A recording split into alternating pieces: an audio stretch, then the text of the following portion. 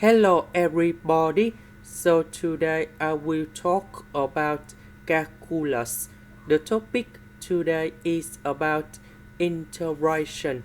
So now I will show you how to answer. We need to use about integration by substitution. So I will put about u equals to this one. Later that we put the square for the both sides to cancel about the square root. Next, we need to do first the derivative for the both sides. First, the derivative of u square we have to u. This one we have to ask. This one that is about the constant, so you got 0.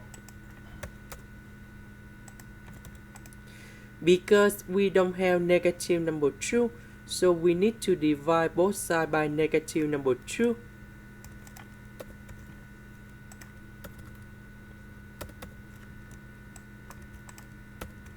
So this one we change by u. Ask the ask we change by this one.